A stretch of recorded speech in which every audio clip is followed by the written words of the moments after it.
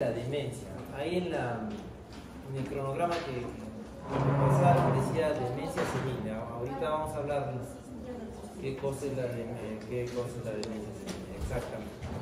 ¿Qué concepto tienen ustedes de la demencia? Deterioro cognitivo, mental. ¿Qué más? ¿Qué más? ¿Quiero decir? Sí. Irreversible. Ya. Está bien. Se han enseñado bien. Buen maestro. ¿Qué más?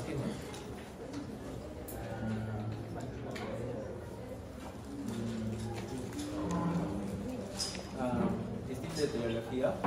Sí, varias causas, ¿no? Demencia es prácticamente como un síndrome, ¿no? Es como decir anemia, ¿no?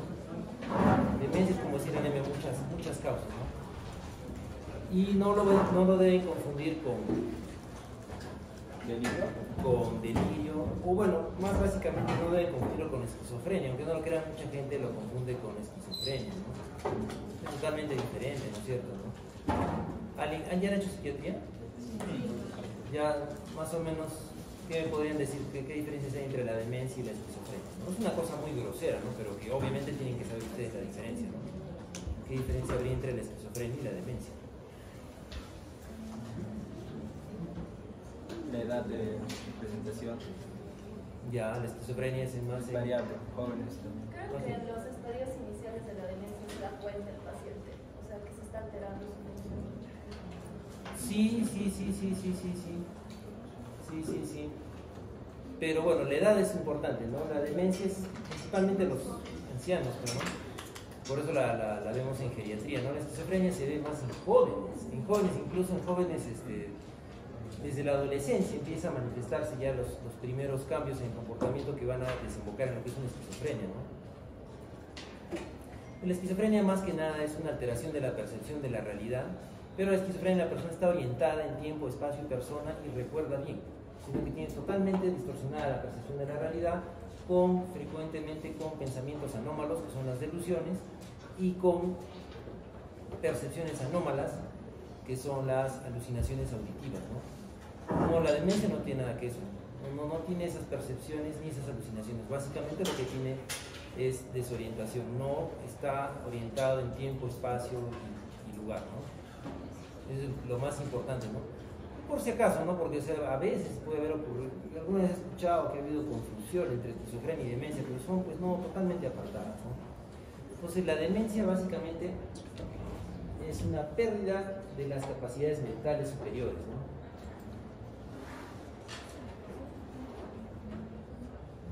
Ya. Entonces vemos que es un término general que describe una amplia gama de síntomas, ¿no?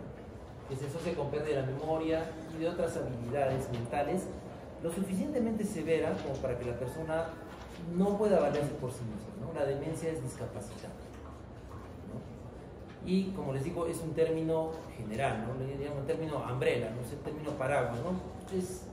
Muchas enfermedades están incluidas dentro de este término general que es demencia, ¿no? Entonces, demencia es un término general, ¿no? Ahora, la mayoría de los casos de la demencia se debe a enfermedad de Alzheimer o Alzheimer, ¿no? Más correctamente decir Alzheimer, ¿no? Pero bueno, por la práctica a veces decimos Alzheimer. La mayoría son por casos de Alzheimer, ¿no? Ahora bien, demencia senil. ¿Existe o no existe demencia senil? Ya, por favor. Después diciendo, poniendo las historias clínicas demencia senil. No existe demencia senil, es un término obsoleto, no existe demencia senil, ¿no? Simplemente se llama demencia. Antes, pues cuando no había mucho conocimiento, se acuñó ese término, ¿no? Demencia senil, ¿no? Pero ahora claramente se sabe, demencia senil implicaría que es como la catarata senil, ¿no? Que es algo que tarde o temprano va a llegar, ¿no? Y que se puede esperar que sea hasta cierto punto de vista normal, no. La demencia es una enfermedad discapacitante, no es normal a ninguna edad. Ahora, lo que sí es normal en los ancianos es que tengan olvidos, pues, ¿no? Por supuesto que sí, el anciano tiene la memoria, sobre todo la memoria reciente, un poquito más frágil que el joven, ¿no? Sobre todo tiene lentecimiento en la memoria, el anciano demora un poquito en recordarse las cosas, ¿no? Pero más que por enfermedad, muchas veces es por carga de ansiedad. Nosotros vivimos vidas tranquilas, ¿no? Un anciano, a pesar de ser jubilado, sobre todo las mujeres, tienen mucha carga de ansiedad, entonces eso les dificulta la memoria, ¿no? Entonces un anciano normal puede tener olvidos, sí, pero luego con un poquito de paciencia recuerda las cosas. En cambio la demencia es totalmente patológica, está a un extremo mucho más allá. No confundir con olvidos simples, ¿ya? Y por favor, no existe demencia senil. Muy bien. Tipos de demencia, ¿no? Acá dice, ¿no? La demencia es un término umbrella, un término paraguas, que incluye muchas enfermedades, ¿no? Y la más frecuente de estas enfermedades es la enfermedad de Alzheimer, ¿no? Pero hay otras, ¿no? En segundo lugar está la demencia vascular, que también le llaman demencia multiinfarto, ¿ya? La demencia vascular es la segunda causa. ¿Ya? Y hay otras enfermedades primarias, otras demencias primarias. La enfermedad con cuerpos de Lewy, la demencia frontotemporal, la enfermedad de Huntington, etcétera, etcétera. La más frecuente, Alzheimer.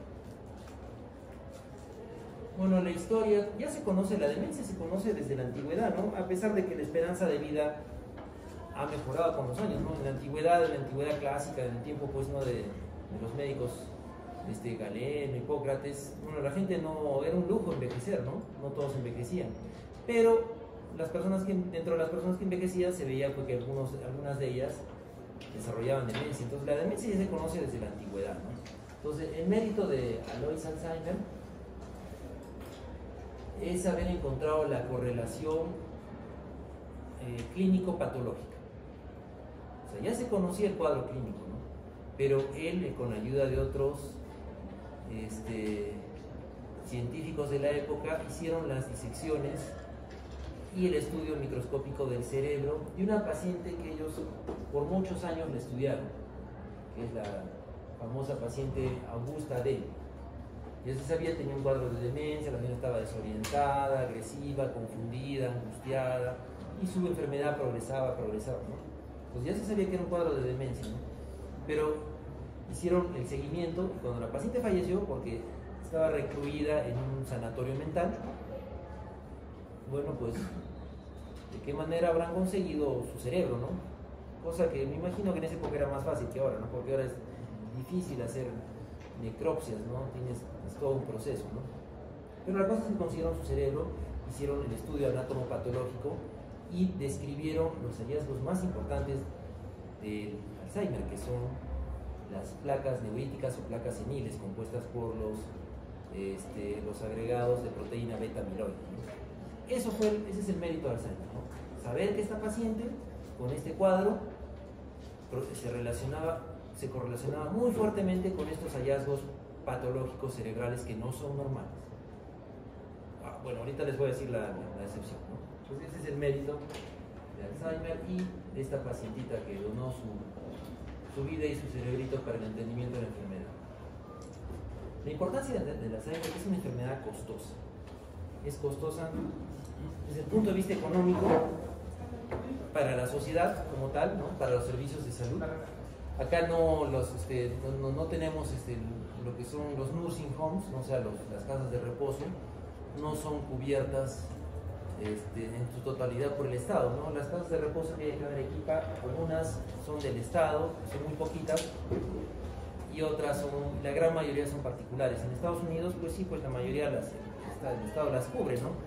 Imagínate para el Estado cubrir el costo del tratamiento y del alojamiento de una persona con demencia por muchos años es carísimo, ¿no? Es una enfermedad cara, una enfermedad costosa, porque es cuidar a una persona discapacitada por muchos años, ¿ya? Ahora bien, el costo no solo es económico para los servicios de salud, para el Estado, sino también para las familias, ¿no? Las familias que lo cuiden en su casa, y un costo no económico, que es el costo personal, la carga de estrés y sufrimiento que tienen las familias que cuidan a una persona con demencia. Si alguno de ustedes tiene una persona con demencia en su familia, o ha escuchado o ha visto, es muy estresante para los cuidadores cuidar a una persona con demencia, es muy difícil. Es una enfermedad importante, con un costo económico y un costo humano, ¿no? Carga para los cuidadores, ¿no? Lamentablemente esa es la traducción, ¿no? Burden, ¿no? pero es el término. Suena duro, pero pues es la realidad, ¿no? Es el costo no económico para los cuidadores, ¿no? El estrés que desarrollan, ¿no? Y la enfermedad, conforme pasa el tiempo, se hace más difícil de manejarla. Cada vez es más difícil. Cada vez es más difícil. Al inicio es difícil, a medida que el paciente va alterándose la conducta se hace más difícil, cuando el paciente está postrado es más difícil, y etcétera, etcétera, se hace más difícil con el paso del tiempo el manejo de esta enfermedad. La epidemiología. ¿Quién tiene más demencia, el hombre o la mujer?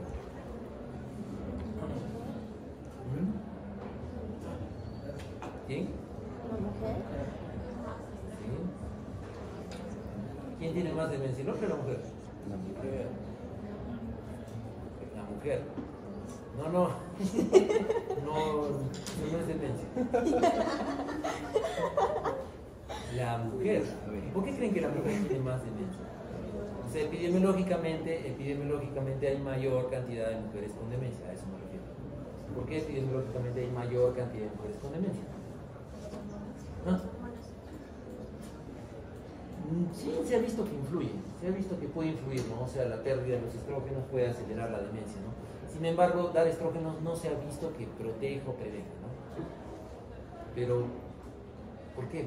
Por algunos motivos más, hay más cantidad de mujeres con demencia. ¿Estrés?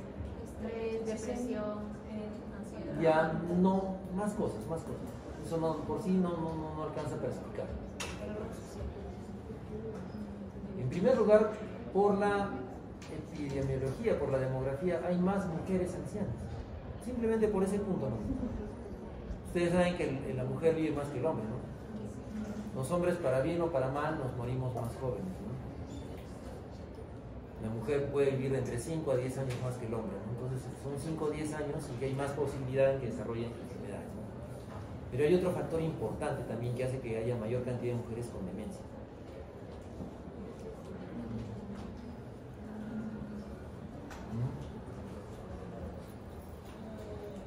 No acceso a la educación.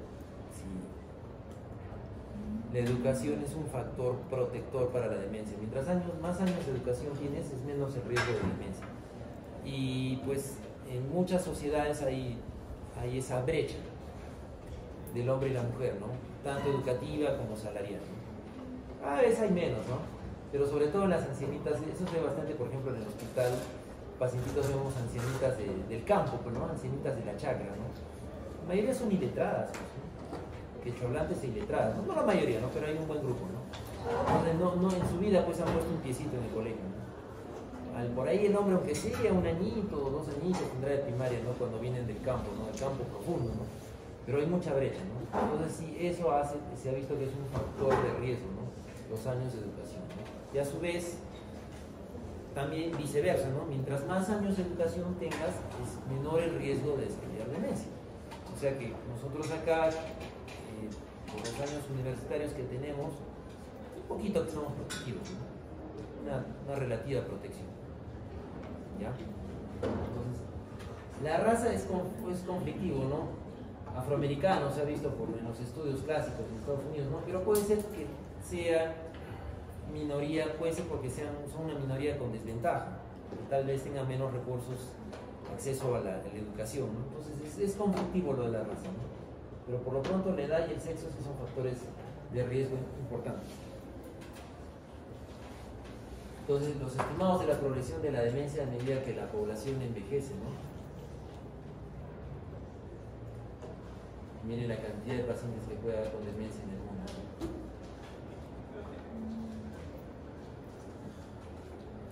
Y este es interesante, es un estudio hecho en Lima, es un estudio peruano. Este es un médico muy bueno, especializado, el doctor Custodio, doctor especializado es un neurólogo, que se ha abocado al estudio de la demencia. Entonces ha hecho un estudio epidemiológico en Lima, ¿no? Y ha visto las causas de demencia. La enfermedad siempre probable en la mayoría de los casos.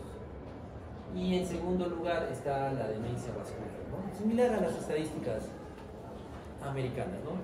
Ya en otros lugares están la demencia por la enfermedad de Parkinson, la demencia por los cuerpos de Lewy, demencia frontotemporal, ¿ya?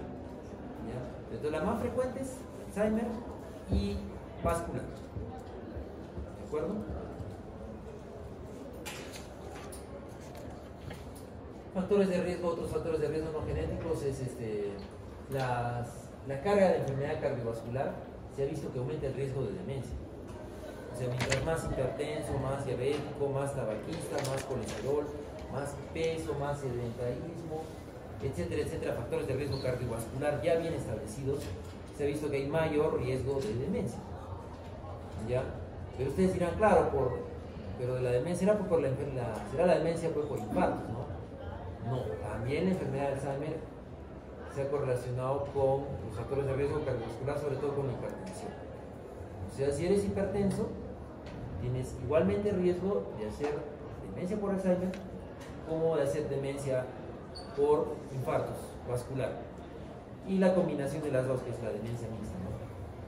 Entonces, por eso yo siempre les digo, muchachos, o sea, ustedes como médicos generales tienen que tener una visión de prevención de la enfermedad cardiovascular. Sean pediatra, ginecólogo, traumatólogo, médico epidemiólogo, médico auditor, sea lo que sean, ustedes tienen que tener una visión de prevención de la enfermedad cardiovascular, que es lo más importante que debe ser un médico, ¿no? Porque la enfermedad cardiovascular produce una gran carga de enfermedades para todo el país, ¿no? Infarto al corazón, infarto cerebral, amputación, insuficiencia renal con diálisis, ¿no? ¿Saben cuál es la enfermedad más cara en el Perú? Más cara que la demencia, que ya de por sí es cara. Diabetes. Ya, pero específicamente, ¿qué complicación de la diabetes es lo que hace que la enfermedad más cara de tratar en el Perú? Compromiso renal. ¿Por qué? ¿Qué cosa? Hemodiálisis. Los dializados. La enfermedad renal crónica es la enfermedad más cara.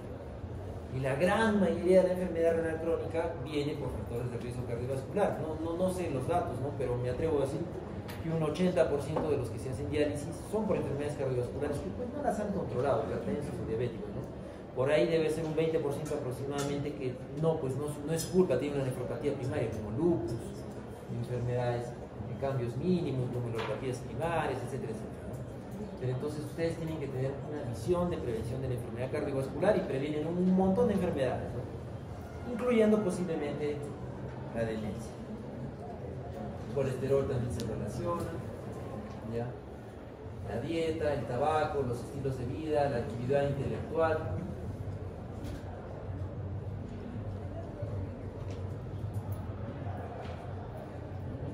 Ya. Ahora bien, a su vez, la prevención, ¿se podrá prevenir la demencia? ¿Ah?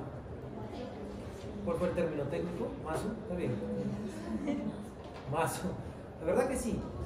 No es definitivo, o sea, tendríamos que tener estudios epidemiológicos prospectivos de muchos años, bien controlados, las variables bien controladas, en las que se sepa que una persona tenía pues una dieta mediterránea por tantos años, bla, bla, bla, y que comparado con una persona que tenía una dieta ad libitum, una comida lo que le daba la gana, entonces se vea pues, ¿no? que la dieta mediterránea tiene menor riesgo, ¿no? Pero necesitas estudios de muchos años, son difíciles de hacer, ¿no? Son difíciles de hacer acá en el Perú. En Estados Unidos sí lo pueden hacer porque tienen todas las historias clínicas y de todos los servicios de salud ya son electrónicas. Entonces, todos los datos están ahí en la computadora y simplemente tú los puedes acomodar, ¿no? Pero al menos para acá el Perú es difícil de saber. En general no está definido, ¿no? Pero aparentemente los estilos de vida saludables, la alimentación saludable y el ejercicio, aparentemente disminuyen el riesgo de la demencia, tanto la del Alzheimer como la de la demencia vascular. ¿Ya? Entonces, una vida saludable probablemente es protectora de muchas enfermedades, incluyendo la demencia, ¿no? Hay un adagio que dicen por ahí: lo que es bueno para las arterias es bueno para el cerebro, ¿no? Ningún fármaco ha mostrado que sea preventivo, ¿no? Y como les dije, los estrógenos naturales que tiene la mujer durante su etapa reproductiva, claro, son muy buenos, ¿no? Pero administrarlos de manera artificial, exógena, no se ha demostrado, no se ha visto que tenga un impacto positivo, ¿no? Entonces, conclusión hasta ahora para prevención: una vida saludable, muchos años de estudios. Entonces, Y la vida saludable es siempre alimentación y ejercicio. No está acá, ¿no? Pero son tres grandes pilares de la vida saludable que se han visto que, claro, disminuyen el riesgo de enfermedades y también aumentan la longevidad. ¿Qué otra cosa saludable se puede hacer en la vida para tener una vida más longeva y menos carga de enfermedades? Aparte de una buena alimentación y ejercicio. Dormir las 8 horas. Dormir bien, ¿no? Que es algo que la vida moderna hace que nos impide dormir bien, pero es cuestión de organizarse. Sí. El doctor niega la posibilidad de la organización o del sueño ideal. Es una utopía, no existe. Es difícil, pero se puede. Es cuestión de organizarse. Ustedes en estos años de universidad están desarrollando muy probablemente muy malos hábitos.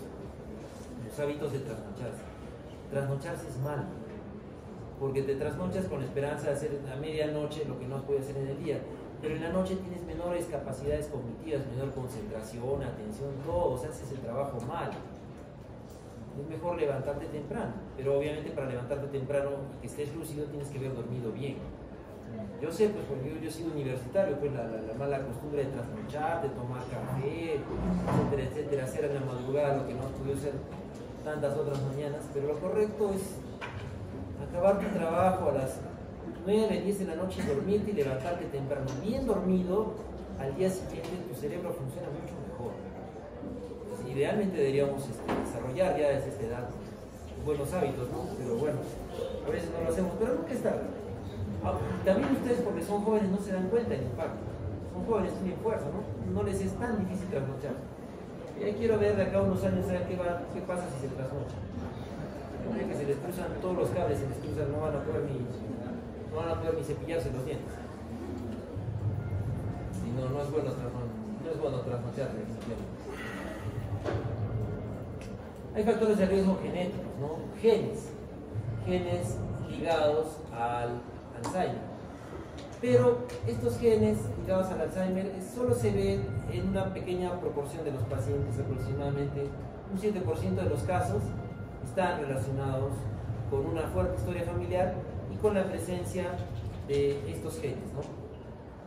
Gen de la presenilina 1, presenilina 2 y la proteína precursora del amiloide, ¿no? Sobre todo si eres homocigoto para esos genes, ¿no? Mientras haya más historia familiar de demencia en una persona, tenga estos genes y sea homocigoto, hay un mayor riesgo de que vaya a desarrollar la enfermedad a edades más tempranas. Pero esto no ocurre en la mayoría de personas. Entonces, ¿no? Los factores de riesgo genéticos, gracias a Dios, no son tan importantes.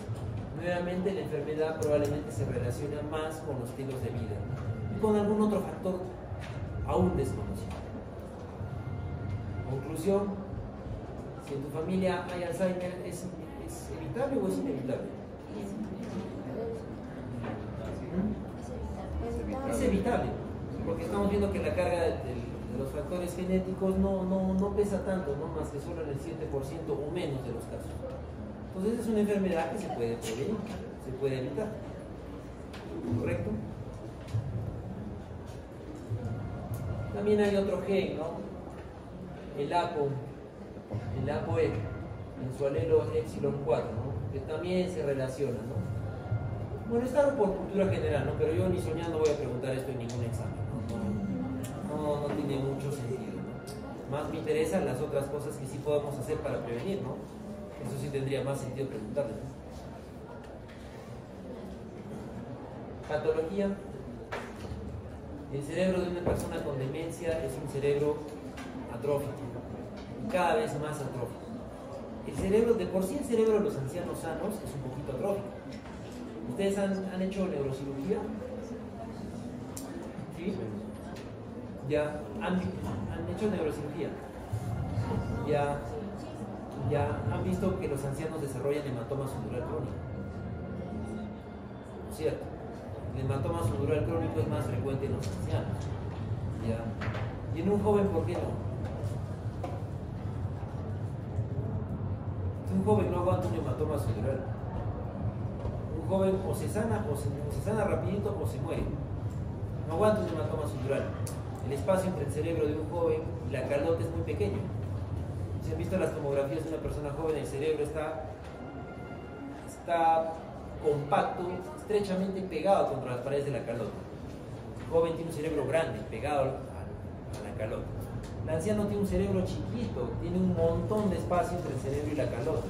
Tiene espacio libre, es una combi vacía, carro vacío es de un anciano sano, ¿ah?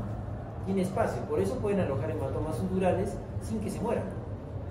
Obviamente que va a tener consecuencias, un hematoma sudural en un anciano, ¿no? Pero lo pueden aguantar, no se muere. Una persona joven se muere o queda con una lesión cerebral terrible, ¿no? Entonces, de por sí los ancianos tienen un cerebro más pequeño, pero ya en el caso de la demencia es más extremo, encogimiento del cerebro, este achicamiento del cerebro es más extremo.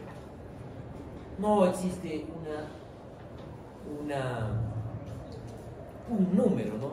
No existe, digamos, que el cerebro, nunca he encontrado un número que describa este cerebro chiquito de los ancianos con demencia, ¿no? Que digamos que sea el 0.3x, no existe. Es una apreciación subjetiva de cuando se ve una tomografía, ¿no? Tú lo ves más chiquito el cerebro. Pero ojo, como les digo, también eso ocurre en los ancianos sanos, ¿ya? Y eso es de manera global, ¿no? Y de manera regional se va achicando el famoso hipocampo, ¿no?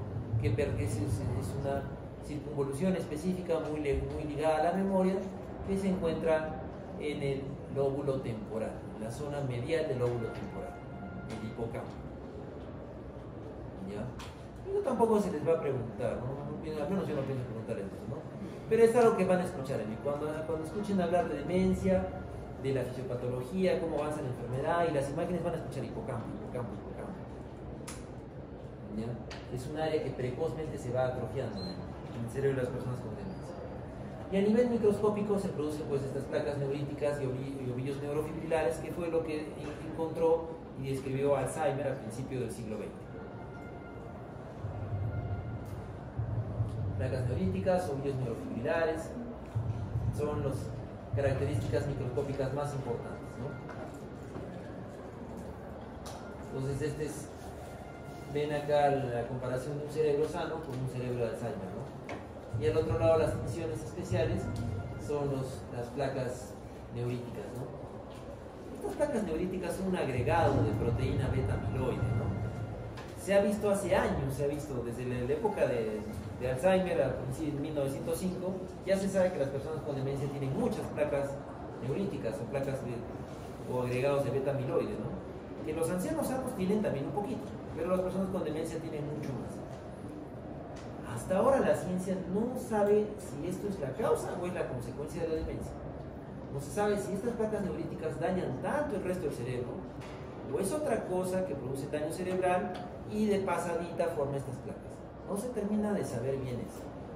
Pero se piensa, la hipótesis amiloidea hace pensar que estas placas neuríticas dañan mucho a las neuronas. Se piensa que es un entorno tóxico para las neuronas, donde se forman radicales libres, donde hay muerte neuronal, donde hay mala neurotransmisión, hay inflamación. Se piensa que esa es la causa del daño cerebral, pero hasta ahora no se sabe si esta realmente es la causa o es un hallazgo nomás. ¿Ya? Estas son las placas neuríticas. Entonces, la teoría amiloide, ¿no? La teoría amiloide, ¿no? Entonces,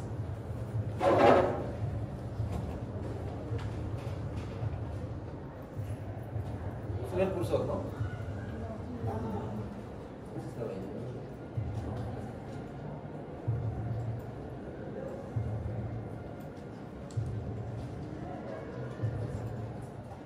Se ve el cursor, ¿no?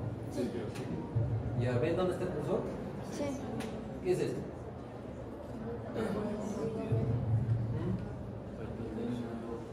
Péptido A beta, ¿qué es eso? Es el beta-amiloide. Estos son los agregados de péptidos de beta-amiloide. Entonces, estos son los que forman las placas neuríticas en el cerebro y esto se piensa que es lo que mata otras neuronas, ¿no? ¿Y de dónde se forma esto? estos vienen de una proteína estructural normal, la proteína, la APP, la proteína precursora de amiloide. Esta que ven acá, APP, esta es una proteína estructural normal, que todos tenemos, pero que por acción de ciertas enzimas, esta gamma y beta secretasa, se empiezan a acumular estos fragmentos de beta amiloide que se piensa que son los que dañan el cerebro. Esta es la hipótesis beta amiloide y esos son los aglomerados, acúmulos de proteína beta amiloide. ¿Ya? ¿Una pregunta, duda?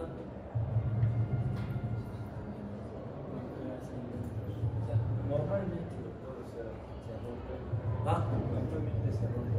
Acá al lado celestito ocurre lo normal. La actividad del alfa secretasa hace que se rompan en fragmentos no acumulables, fragmentos solubles. Entonces esto es bueno. Esto que acá, de acá a la derecha, lo malo, lo rojo, ocurre también en ancianos normales, ¿no? Pero en la demencia por Alzheimer ocurre de una manera muchísimo más exagerada, ¿no? Se producen full de estos fragmentos y se acumulan por montones, ¿no? Entonces, esta es actualmente la hipótesis por la cual se piensa que ocurra el Alzheimer. Y esta actividad de estas enzimas beta y gamma secretasa, que son las que aumentan la carga de la proteína beta amiloide, tienen un origen genético, como ven acá, ¿no? Las presenilina 1 y 2, ¿no? Y la APP aumentan la actividad de estas enzimas, ¿no? Pero en las personas que no tienen carga genética no se sabe por qué ocurre esto, ¿no? Falta mucho por investigar en el Alzheimer, falta mucho por investigar todavía. Pero bueno, por lo menos ya se ha avanzado algo, por lo menos se ha avanzado un poco. ¿Alguna otra duda, pregunta? Hasta acá de lo que hemos hablado hasta ahora.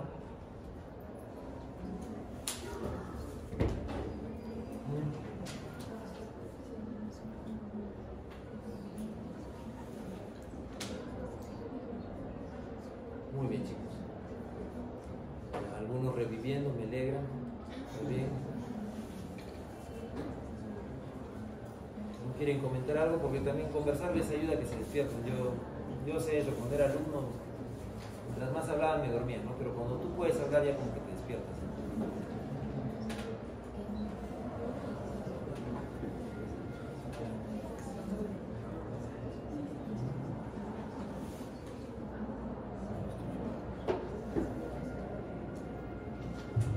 Continuamos, chicos. Esta es el otro mecanismo molecular que se piensa que está detrás del Alzheimer, ¿no? La acumulación de la proteína tau fosforilada, ¿no? Esta es una neurona normal. Una neurona normal, y estos son los microtúbulos normales de las neuronas. Y estos microtúbulos están estabilizados por estas proteínas azulitas que parecen bacterias gram positivas, parecen bacilos gram positivos. Son estas proteínas estabilizadoras llamadas tau, ¿no? Entonces es una neurona normal, microtúbulos normales y su proteína estabilizadora normal. Pero también se ha visto que en el Alzheimer ocurre toda una degeneración de estos microtúbulos y de esta proteína. Se acumula esta proteína tau llamada fosforilada. Entonces también es una segunda hipótesis. Y esto de las hipótesis, ¿por qué es relevante? Porque es hacia donde van los objetivos terapéuticos. Vamos a hablar rápidamente de un fármaco nuevo que va dirigido al beta amiloide.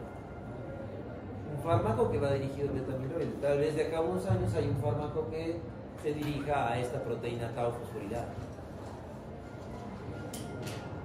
Entonces esto es importante, ¿no? Porque probablemente, como es lo que se sabe hasta ahora, es lo que se investiga como objetivo, como diana de nuestros esfuerzos terapéuticos. Cuadro clínico. Y bueno, yo creo que es bien conocido el cuadro clínico de una persona con demencia por Alzheimer, ¿no? ¿Qué es lo más característico? La pérdida de memoria. La memoria, ¿no? Y como les dije, ojo, no todas las pérdidas de memoria son graves, ¿no? Muchas personas tienen olvidos benignos y se asustan, ¿no? Pero la gran mayoría de los olvidos no son parte de la demencia. La demencia tiene olvidos más graves, más frecuentes, más constantes, con pérdidas más importantes, pérdidas personales más importantes, perder dinero, perder documentos, no recordar dónde los has perdido y lo peor, no recordar, no saber que los has perdido. A eso llega el grado de desorientación de los pacientes con demencia, que no saben que han perdido las cosas, ¿no? Una persona que está lúcida pierde las cosas y se desespera, ¿no? Te desespera, ¿no? Una persona con demencia está indiferente, ¿no? Ni sabe que se ha perdido, ni sabe que se la ha perdido. Entonces la alteración de la memoria es lo más importante, ¿no? Entonces, ¿cómo vamos a evaluar a estos pacientes? Pues de la misma manera como evaluamos a todos los pacientes, ¿no? Con una buena anamnesis y un buen examen físico, ¿no? Ustedes saben que en geriatría tenemos la herramienta el BGI, que es un examen físico plus, ¿no? Entonces, un examen físico con ciertos agregaditos que nos ayudan a detectar patologías infradiagnosticadas bajo la evaluación clínica tradicional. BGI nos permite detectar cosas extra, ¿no? Entonces, la valoración geriátrica integral nos ayuda muy bien a detectar un cuadro de demencia y a diferenciarlo de otros imitadores de demencia, otras patologías similares a la demencia. Entonces tenemos que tener una buena entrevista con el paciente y un buen examen físico, ¿no? Y herramientas del BGI, como vamos a ver. ¿Quién nos dará mejor información acerca de la demencia? ¿El propio paciente? Familiar. Obligatorio tener familiar. Obligatorio tener familiar, si no, el paciente te confunde porque a veces tienen una conversación aparentemente coherente y hablan, te hablan del pasado y bueno, todo lo que escuchas parece tener sentido, ¿no? Hasta que llegue el familiar y por detrás te dice, no, pero yo le voy a decir toda la verdad ahorita. Y el familiar dice, pero ¿qué? Si estoy conversando con el doctor, ¿no? Entonces no, acá sí es obligatorio que haya familiar, ¿no? Escalas de evaluación, ¿no? Conocen esta escala, ¿no es cierto?, del auto, ¿no?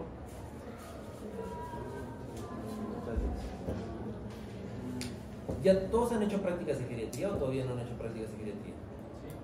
¿Todos han hecho o no les falta hacer prácticas de geriatría?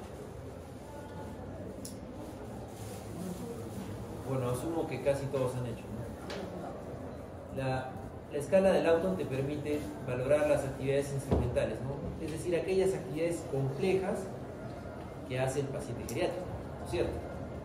Entonces, cuando empieza a fallar en estas actividades complejas, es la primera señal de alarma.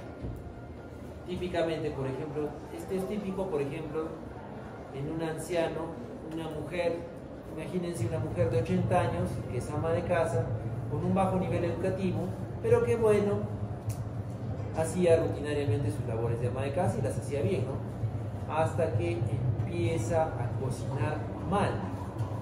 Y no se explica por una alteración visual o auditiva. Empieza a echarle doble sal a la comida o no a echarle sal, empieza a quemar y lo hace constantemente y no hay otra explicación, ¿no? O sea, no es porque no mira, no es porque no escucha, sino algo está pasando. Está fallando en una actividad compleja de su vida diaria, que es la elaboración de las comidas. Esto se puede ver mejor en la mujer, porque lamentablemente el hombre, cuando el hombre se jubila y llega a los 80 años, prácticamente no hace nada, ¿no? El hombre casi se vuelve como un aragán cuando es anciano, ¿no? En cambio la mujer de alguna u otra manera sigue haciendo labores de la casa, ¿no? Entonces sí nos puede ayudar a detectar. Y si pues es más joven y la persona está trabajando, con mayor razón. Yo alguna vez les conté el ejemplo de un médico que ya no lo dejaban operar. No tengo yo la información de primera mano, tengo la información de segunda mano, pero sí sé que existió, porque fue nuestro profesor de cirugía en la UNSA ya por los 90s, era cirujano, y yo en el 2010 me lo encontré de paciente en el seguro, totalmente deteriorado, postrado, demacrado, desnutrido, con escaras. ¿Qué le ha pasado, doctor? Y sí me contaron, pero no fue información de primera mano, cómo el doctor Silva se fue deteriorando ya desde su época desde su época en que él trabajaba, laboraba activamente, ¿no? Que ya no lo dejaban operar. Pero aún así no hallaron cómo despedirlo del trabajo. O sea, por un tiempo iba al trabajo a no sé a qué hacer, hasta que, bueno, finalmente, bueno, ya habrá dejado de trabajar, ¿no? Pero, o sea, te das cuenta cómo las actividades complejas, lo difícil es en lo primero en que una persona con demencia va a claudicar, va a fallar, va a equivocarse. Y ahí a ustedes se les debe prender el foquito, ¿no? ¿Qué está pasando? ¿Por qué esta persona está fallando? Si toda su vida ha hecho esto y lo ha hecho bien, ¿por qué está empezando a fallar ahora? ¿Será la visión? ¿Será el oído? ¿O será que está empezando a hacer un cuadro de deterioro cognitivo? ¿Ya? Pues por eso nos ayuda bastante esta escalita. Ahora, pruebas mentales específicas, tenemos el test del dibujo del reloj, no sé si lo habrán visto en las prácticas. Test del reloj, ¿no? Como prueba cognitiva. A mí no me gusta mucho, más me gusta esta, la llamada prueba de Pfizer, que es parte de un conversatorio con el paciente, ¿no? Preguntas al paciente cuándo, en qué día estamos hoy, qué día de la semana es, en qué lugar estamos, cuál es su número de teléfono, qué edad tiene, cuál es su fecha de nacimiento, cómo se llama el presidente del Perú, quién mandaba antes del presidente actual del Perú. Estas preguntas, 7 8 preguntas difíciles acá en el Perú. De verdad, o sea, hasta una persona normal y dice, pero ¿quién era el puta que se cambian como calcetines los presidentes del Perú? Pues no. Pero bueno, digamos que fuéramos un país muy estable, este set de preguntas son importantes, ¿no? Entonces una persona normal puede fallar hasta 2 errores, pero más allá de 3 a 7 errores, más allá de 3 errores, algo está pasando. Ojo que esto no te da un diagnóstico de demencia, esto es un tamizaje, esto es un screening, esto te da también una señal de alarma, algo está pasando. ¿Ok? Y una prueba ya más específica, más profunda, es el Mini Mental State Examination, que es la prueba más conocida, ¿no? Solo que demora más. La prueba de Pfeiffer es una prueba rapidita que se hace en 5 minutos. La prueba de Mini Mental puede demorar hasta 20 minutos, pero ya te da también más alcances. Pero aún así son pruebas de screening. Hay que hacer una prueba suficiente. Una prueba no es suficiente para catalogar a una persona con demencia, porque puede ser que la persona, el anciano, no haya dormido bien la noche anterior. Eso es frecuente. Un anciano trasnochado está anulado físicamente. Puede ser que esté recibiendo pues el famoso clonazepam, que después ustedes ya nos habrán escuchado los geriatras. No somos muy amigos del clonazepam. En general las benzodiazepinas no son buenas, y de las benzodiazepinas de uso común el clonazepam es la peor.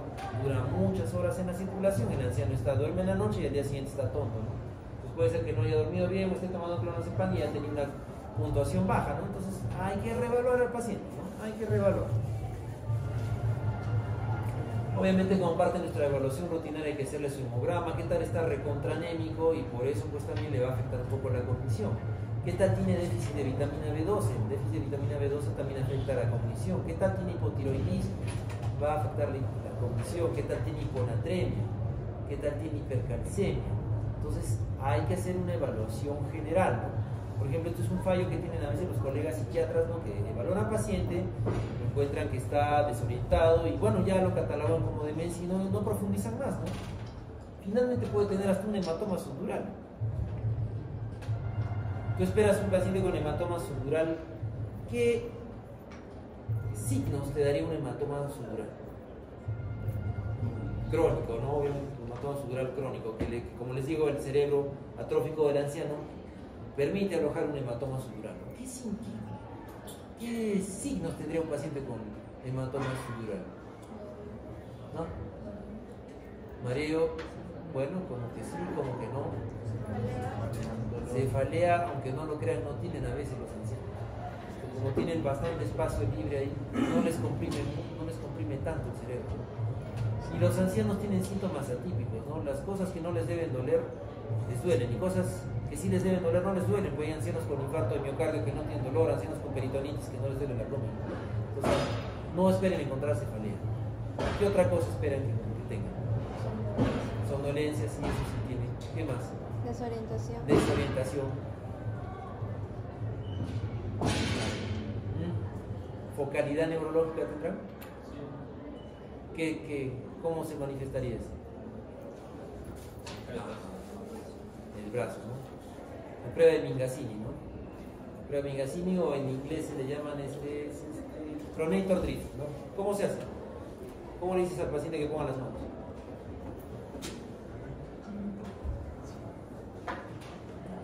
¿Cómo se ponen las manos? No son así, son así, o sea, como rezando, porque tienes un doble signo. Cuando pones las manos así, pues solo vas a ver que se cae, ¿no? Pero cuando pones la mano así, con la palma hacia arriba, vas a tener un doble signo. Va a ser, no solo va a caer, sino va también a pronar. Va a pronar y va a caer. Ambas te van a servir, ¿no? Pero esta te ayuda más, es más sensible y más específica, entonces va a tener focalidad neurológica. Pero ¿qué tal si este brazo está, ya tiene la focalidad neurológica y le va a caer? Y en este otro tiene hombro doloroso y también va a caer. Entonces a veces pasa, aunque no lo crean, pueden haber ancianos con hematoma sutural que no se da cuenta el médico. Porque los ancianos no dan buenos datos, el familiar no sabe si se cayó o no se cayó, el anciano tampoco se acuerda si se cayó o no se cayó, no te va a explicar bien. Entonces, aunque no lo crean, a veces puede pasar desapercibido. Entonces, de rutina debe ser hacerle, pues, por lo menos una tomografía, ¿no? Tomografía cerebral. ¿Cómo ves el hematoma? ¿Con contraste o sin contraste?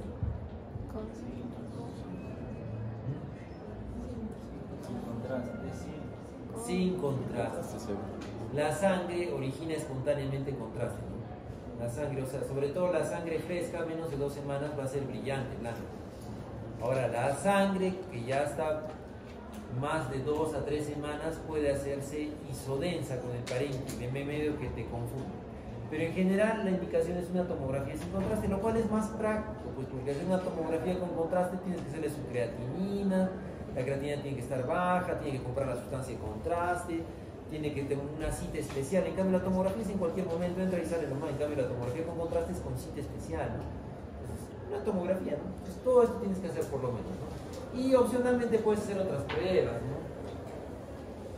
Función lumbar, estudio inmunológico, estudio toxicológico, neuroimágenes funcionales, ¿no? PET, SPECT, que no sé si SPECT creo que hacen en Lima, pero PET creo que no hacen en el Perú. Entonces, por lo menos un set de pruebas básicas, ¿no es cierto? Ahora, diagnóstico diferencial. El primer diagnóstico diferencial no lo he puesto acá. Pero el primer diagnóstico diferencial son los que les he hecho los olvidos benignos. Van a haber pacientes que dicen, doctor, estoy olvidándome las cosas, no tendré principios de Alzheimer. Entonces lo evalúas y resulta que su cognición está bien, que está orientada, ¿no? Y desde el momento que el paciente se está preocupando por su memoria, significa que es consciente de su estado mental, ¿no? Como les he dicho ya, los pacientes que ya están con demencia desarrollan anosognosia, ¿no? O sea, no se dan cuenta que están enfermos. Muy al inicio puede que se den cuenta, pero a medida que avanza la enfermedad, ni cuenta se van a dar de los enfermos que están. Entonces, el primer diagnóstico diferencial son los olvidos benignos, son muy frecuentes en la tercera edad y se relacionan bastante con estrés, ansiedad y insomnio. Resulta que lo haces dormir bien al anciano y se mejora un montón la memoria. ¿Ya? Ese es el primer diagnóstico diferencial. Otro diagnóstico diferencial importante es el delirio. El delirio es una alteración brusca del estado mental que es muy frecuente en los ancianos hospitalizados. Típicamente es un anciano un poquito frágil, que caminaba con dificultad y que bueno, que nadie le prestó importancia a eso, que se olvidaba un poquito las cosas, tampoco nadie le prestó importancia, pero sí todo el mundo le prestó importancia a la próstata, eso es típico. Nadie le importa que el anciano esté caminando, tambaleando y se olvide las cosas. La próstata es más importante que el cerebro. Bueno, entonces como a la próstata sí le dieron importancia, lo decidieron operar de la próstata. Y en el posoperatorio de su operación de próstata, resulta que el anciano al salir de la anestesia está totalmente confundido, desorientado, agresivo, se arranca todo, se arranca hasta la sonda vesical. Eso es típicamente un delirio. Delirium o delirio, pero no confundir con delirium tremens, ¿no? Que es la forma más grave del síndrome de abstinencia, no confundir con delirium tremens, ¿no? Algunos por eso lo llaman al delirio como síndrome confusional agudo para no confundirlo con el delirium tremens, ¿no? Ese es el caso típico, ¿no? Ese da la pintura de un caso clínico de delirio, ¿no? ¿Cómo lo diferencias? Entonces por ahí el urólogo dice, no, este paciente está con demencia. hay que llamar al psiquiatra, ¿no? Entonces, bueno, ya está bien que venga el psiquiatra, el geriatra, el neurólogo, el internista, el médico clínico que pueda ayudar, que venga, ¿no? Pero tú ya vas diciendo, ¿cómo va a ser mi abuelo? Va a ser demencia de una semana a la otra. La semana pasada, bueno, se olvidaba un poco, ¿no? Pero no estaba tan perdido como ahora, ¿no? Este es un cuadro agudo. Entonces, ese es el punto más importante para diferenciar. La brusquedad de aparición del cuadro. Entonces, el delirio o síndrome confusional agudo es una alteración brusca del estado de conciencia. ¿Ya? Y al alterarse la conciencia también se altera la cognición y el comportamiento. ¿Ya? La depresión, también frecuente. Los ancianos con depresión igual se olvidan las cosas porque no duermen bien, no colaboran con el examen físico. Dices, ¿cómo se siente? Bien, ¿qué día estamos? No sé. ¿Qué lugar estamos? No sé. ¿Cuál fue el presidente del Perú? No sé. El paciente con demencia no es así. Le preguntas y te responde. Disparates, pero te responde. El paciente con demencia dice, ¿qué día estamos? Estamos lunes, ¿no? ¿Y en qué mes estamos? Diciembre. Y en el año, en el 1945. ¿Ya? Pero intenta. Cada persona con depresión a veces no colabora. Te responde así, no sé. A veces la diferenciación entre la depresión y la demencia es difícil y se tiene que hacer prueba terapéutica. Eso te dice, ¿no? Si tratas la depresión y mejora la cognición, mejora la memoria, todo, es que era eso, era una depresión. Por supuesto que también nos ayudan las herramientas para valorar la depresión en el anciano, ¿no? Otras enfermedades, ¿no? La demencia vascular, ¿no? Demencia vascular o demencia multiinfarto, ¿no? También frecuente, ¿no? Y básicamente lo que te ayuda es la neuroimagen, ¿no? Una persona con Alzheimer tiene que tener un cerebro medio chiquito, pero no tiene por qué tener muchos infartos cerebrales. En cambio, la persona con demencia vascular tiene varios infartos cerebrales. ¿Cómo se ven los infartos cerebrales antiguos en una tomografía? Los nuevos se ven como una imagen hipodensa, que si es grande hace efecto de masa porque tiene edema citotóxico y vasogénico y se comporta como un pequeño tumor que va a poder desplazar la línea media, ¿no? Entonces, un ACV es una lesión hipodensa que puede tener un grado de edema. Pero un ACV antiguo, ¿cómo se ve? Ya, pista, es una cicatriz en el cerebro. ¿Cómo se ven las cicatrices en el cerebro?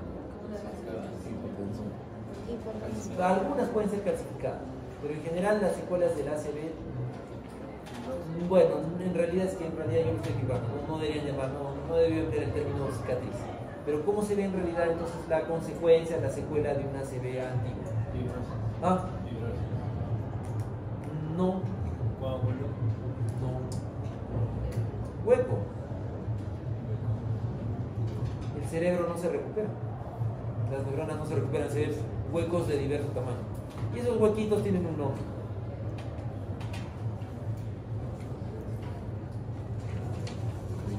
Encéfalo.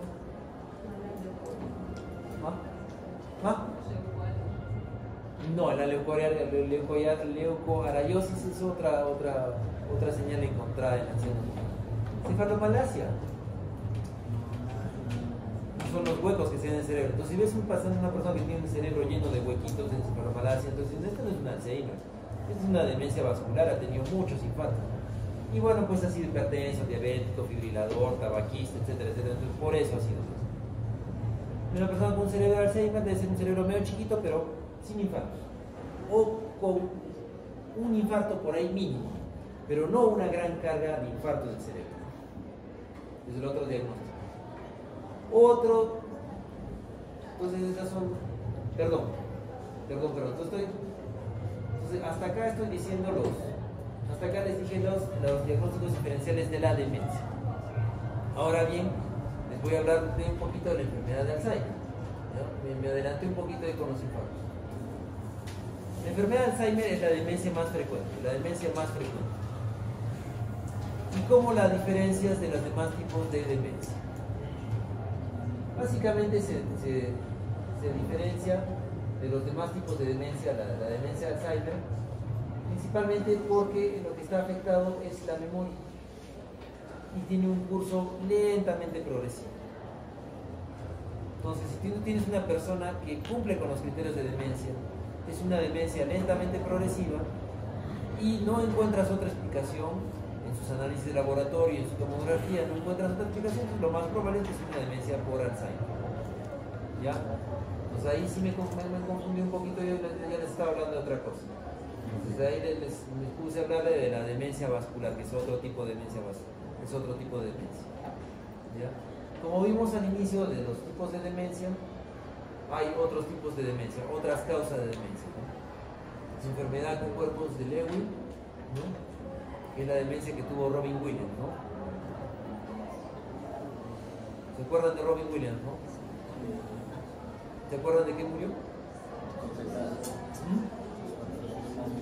¿Qué? Se suicidó. Se suicidó. Porque aparentemente en la poca lucidez que le quedaba, ya estaba viendo todo el deterioro mental que tenía. Por ahí también tenía antecedentes de alcoholismo y uso de drogas. Post-mortem se encontró que tenía una gran cantidad de cuerpos de Lewy, ¿no? Y se dijo, no había sido ansiedad, estrés y Parkinson lo que tenía, sino que lo que tenía era un inicio de demencia por cuerpos de Lewy. ¿Ya? No quiero que sepan las características de la demencia por cuerpos de Lewy, pero sí quiero que sepan que existen otras causas de demencia, primarias, y que se acuerden de este actor, ¿no? Y la otra demencia, ¿no? También otra de las demencias primarias, ¿no? ¿Cómo se llama este actor? No es cierto. ¿Cómo empezó a manifestar su demencia? Fácil. Era cada vez más difícil hablar en las películas y recordar sus guiones. Se lo diagnosticó inicialmente como fácil. Ya la evolución de algunos años dijo, no, esto no es una fácil. Esta es una demencia frontotemporal. La variante del lenguaje, que tiene sus variantes.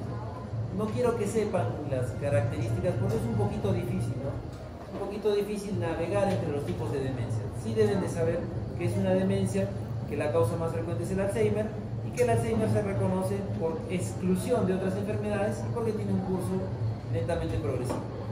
Y qué bueno de ya sepan que existen otras causas de demencia. ¿Ya?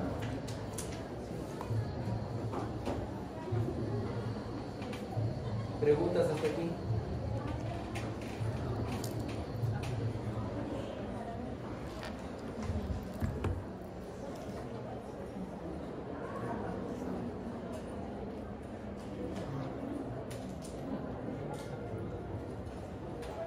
Entonces, ¿cómo decimos que la persona finalmente tiene demencia? Porque es darle una mala noticia, es casi como decir tiene cáncer, ¿no? Pues, ¿cómo estás tan seguro que tiene demencia? Bueno, ha puntuado bajo en sus escalas mentales, ¿no? Hemos hecho exclusión, no tiene hiponatremia, no tiene anemia, no tiene hipercalcemia, no tiene hipotiroidismo, no tiene hematoma subdural, no hay otras causas para excluir. Y bueno, sí, puntúa bajo y la familia dice que se olvida las cosas, ¿no? Pero ahí el punto de corte lo que te dice que ya es una demencia y no son olvidos benignos, es que la persona ya no puede desempeñarse en el trabajo o en las actividades de la vida cotidiana. La señora, el ama de casa que quemaba la comida, pues ese era su trabajo. Entonces ahí es el punto de corte. Ahí es lo suficientemente significativo como para que ya se llame demencia. ¿Ya? Obviamente se supone que la persona ha tenido un nivel cognitivo más alto en el pasado, ¿no? O sea, se supone para diferenciarla del retardo mental. ¿Cómo sabes que no es un retardo mental y una demencia? Porque la persona con retardo mental ha tenido un nivel cognitivo muy bajo toda su vida. Pero la persona con demencia tiene un nivel cognitivo más alto, como el doctor, como el cirujano que les dije, ¿no? Y lo ha ido perdiendo progresivamente. Y tienes que descartar otras cosas, ¿no? Que no sea un trastorno psiquiátrico, ¿no? Que tenga pérdidas en la memoria básicamente, en el razonamiento, en capacidades visoespaciales, en lenguaje y en personalidad. Pues todo eso te dice que es una demencia en general. Y sabes que es un Alzheimer porque además de esta demencia en general, no encuentras ninguna otra mejor explicación y el curso es progresivo, básicamente se afecta a la memoria.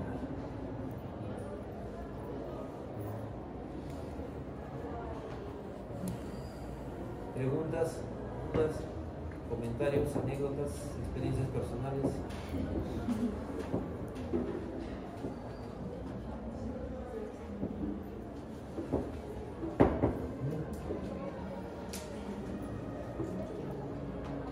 Sí. ¿Cuánto tiempo un alcohólico tiene que pasar para que no se demencie? Demencia. Claro, hay demencia por alcoholismo. Está dentro de las otras causas. Tenemos la más frecuente, Alzheimer, vascular, luego el lego, el frontotemporal, y luego vienen las demencias seculares, a traumatismo encefalocraniano, a encefalopatía hipóxico-isquémica, a neuroinfección, a deficiencias nutricionales severas por mucho tiempo, como vitamina B12, o también relacionadas al alcohol, porque no solo el alcohol actúa como tóxico, sino que los alcohólicos son desnutridos y tienen niveles bajos de tiamina por mucho tiempo. Entonces sí, el alcoholismo puede desencadenar no solo cirrosis y encefalopatía, sino demencia, que es lo que tenemos en el hospital Goyeneche, el paciente de la cama 27. No sé si lo han visto, no sé si lo hemos visto con alguno de ustedes, ¿no? Es un paciente que es alcohólico, bueno, ha sido alcohólico porque ya no tiene cómo seguir tomando, ¿no? Porque justamente la demencia hace que pierda las capacidades hasta para eso, ¿no? Ya no tiene cómo conseguir dinero, ya no tiene cómo ir a comprar trago, ya ni siquiera puede ser alcohólico por la demencia. Entonces sí, el alcoholismo puede provocar demencia. ¿Cuántos años? No lo sé. Una pregunta difícil. Pero no es muy frecuente. Lo más frecuente en el alcoholismo es que hagan cirrosis y encefalopatía. Y la encefalopatía es fluctuante. O sea, cuando está encefalopático, está pues desorientado y somnoliento. Le da su lactulosa, elimina la carga de amoníaco, mejora su estado mental, está más despierto y ya va a estar lúcido. Teníamos un paciente así que estaba cirrótico, todo débil, todo hinchado, todo amarillo, pero te decía, doctor, ¿cuándo me voy a ir de alta? Ya me aburrí estar en el hospital, estaba lúcido. Pero cuando se le dejaba de recibir su lactulosa, se estreñía, se le acumulaba el amoníaco, estaba durmiendo y desorientado. Era fluctuante, esa es la encefalopatía, es fluctuante. En cambio, la demencia es constante y progresiva. Y pudieran combinarse las dos también. Pero sí, pues el alcoholismo lleva demencia.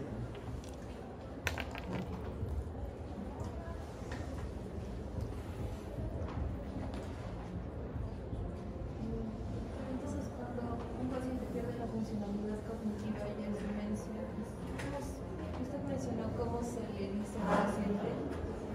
¿Cómo se le qué? Informa al paciente. Mira, no